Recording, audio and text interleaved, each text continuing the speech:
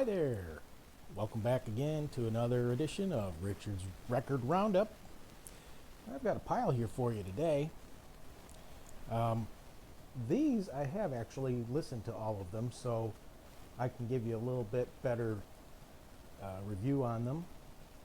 And also, I did a little bit of research, and so I can give you a little bit more trivia and tidbits instead of displaying them all across the screen after the fact. So we'll start off with this one here. This is Earth, Wind, and Fire. It's from 1981. Probably the song that you would know the best from this is Let's Groove Tonight. And this is a gatefold cover. Just some art in there, nothing that special. And the back's pretty much the same as the front, just a different version of that picture. Pretty decent album. I'd recommend it if you like funk and R&B kind of stuff. Next up, Roy Orbison's Greatest Hits. This is a reissue as far as I can tell.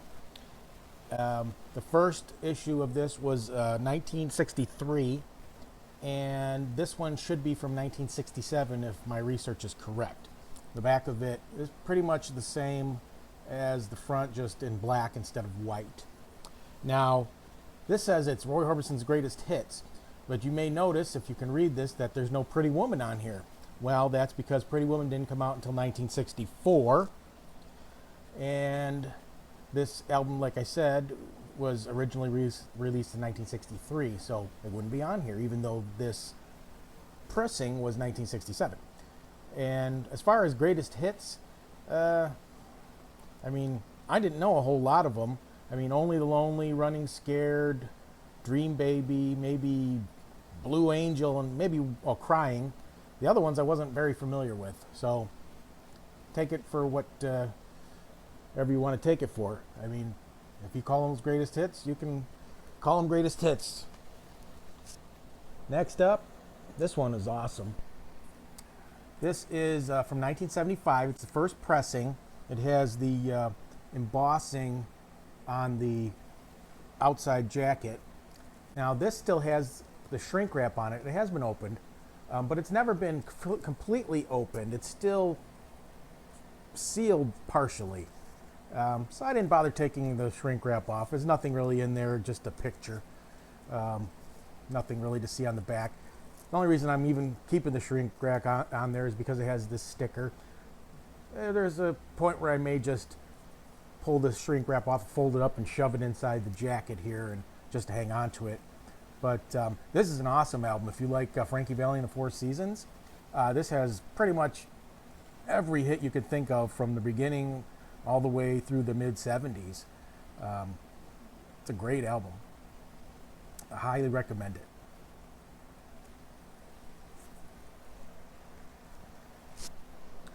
This one, picked up, I think, for $0.25 at a yard sale. As far as I can tell, this is the first pressing of this album. This came out in 1970. It is George Harrison's third solo release, but his first release since after the Beatles broke up.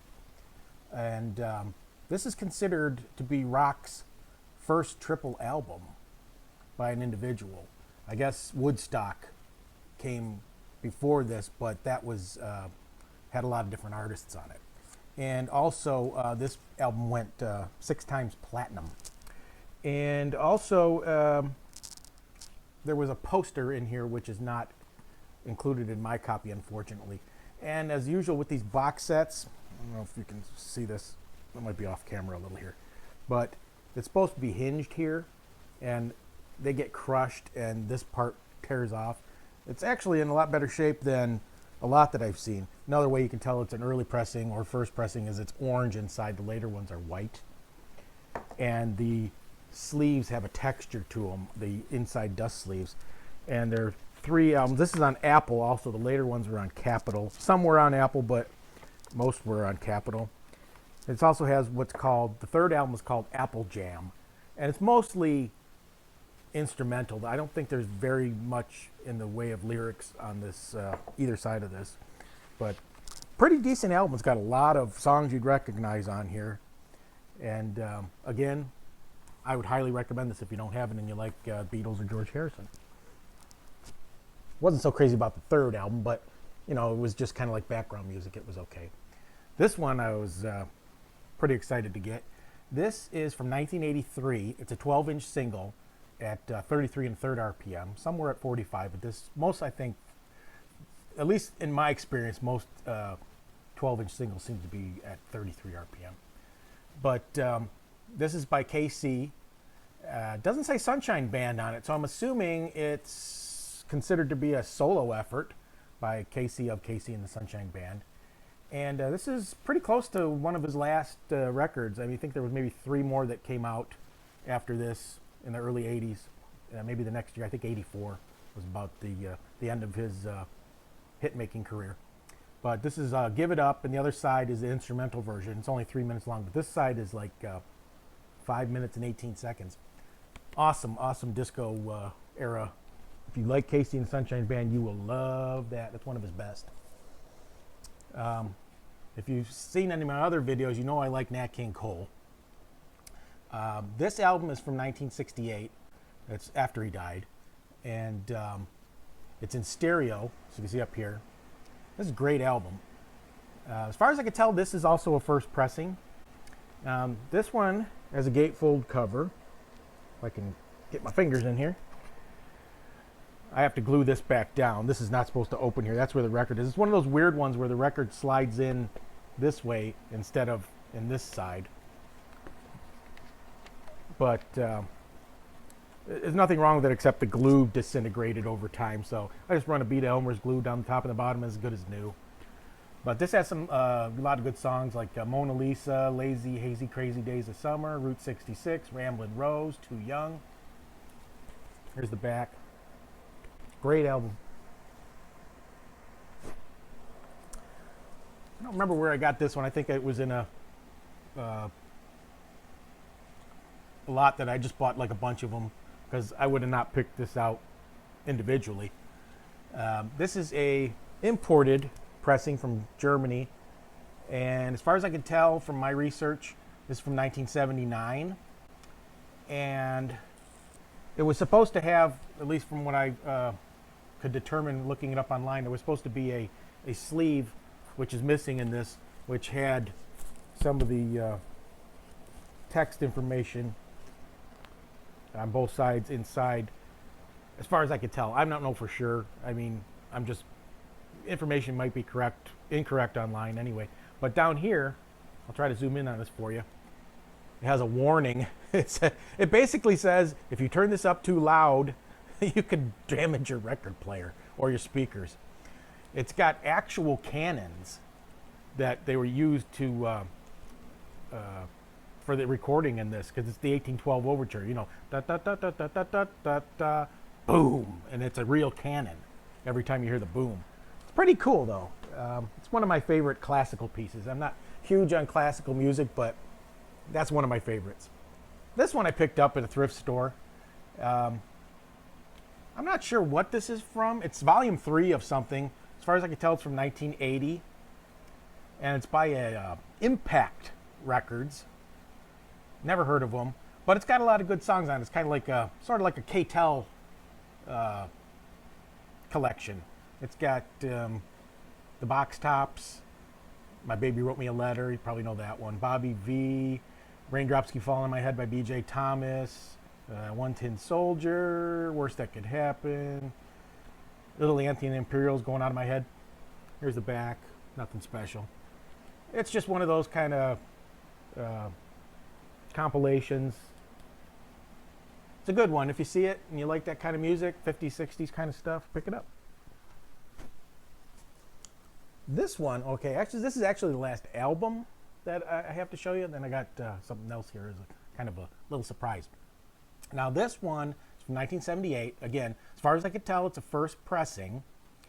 It's a little odd, though. I've never seen an album like this.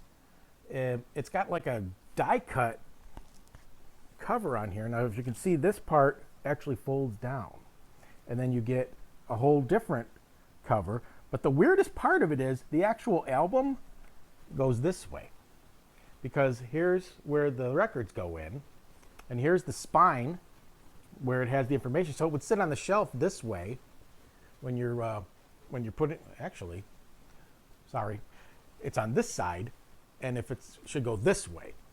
So this is the way it would sit on your record shelf to match all the other records. It has this weird way that they manufactured it where it's, you know, tilted, like, you know, off the wrong way. But you open it up like a regular album, and there, you know, everything's the right way, you know, if you look at it like that. But if you turn it around, everything's sideways. I'm not sure if that's all fitting on the screen, but you get the idea. This is a live album, by the way, or at least most of it is. And the sleeves also have the lyrics and stuff on them. Or maybe it's not the... Does it have the lyrics? No, it doesn't have the lyrics, but they're unique sleeves for this this album. You can see it's got a Donner Summer logo on it, and then it just has the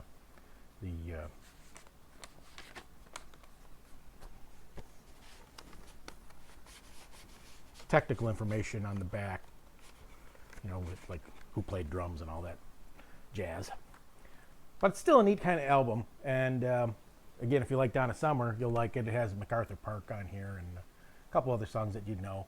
You know, not a whole lot of, you know, it's not like a greatest hits album, but it's I don't usually like live albums, but this one's pretty good. Now, when I was also at the thrift store where I got, I'm not sure if I got the Donna Summer. Yeah, I think I got the Donna Summer album at the same place. I found these laser discs. Now, I don't have a laser disc player, but they were 50 cents, and they're in like mint condition pretty much. I mean, at least the laser discs are. There's a couple of scuffs on a couple of these sleeves. So this one here is from 1997. It's the 50th anniversary of the Miracle on 34th Street from 1947, Natalie Wood.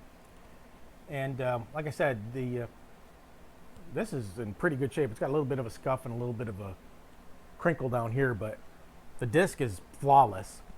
And like I said, I paid 50 cents. I figured if I never get even if I never get a Laserdisc player, I could either hang them on the wall in my record room or something like that, or music room, movie room. This one's Uncle Buck. Now, the movie's from 1989, and this has 1990 written on it, but I'm not sure if that's when the Laserdisc was released. It's possible. I don't know for sure. Again, a little bit of crinkling and some shelf wear, but the disc is mint. And the last one, Kelly's Heroes, the actual movie is from 1970. I couldn't find a date on the Laserdisc. I have no idea when it's from. This one's actually a 2-disc set, and it's got a gatefold cover here.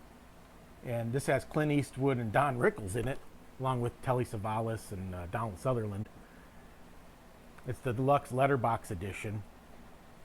This one's got of all the three that I picked up, this one probably has the most wear. It's just got a little bit of ring wear, and again, you know, normal shelf wear. But again, the discs, you know, pristine. Who knows? They may have only watched it one time. I'm guessing it's probably from the 90s. But again, 50 cents. How could you like pass it up for that? Well, that's all I got to share with you today. I hope you enjoyed that. I hope you'll come back for more.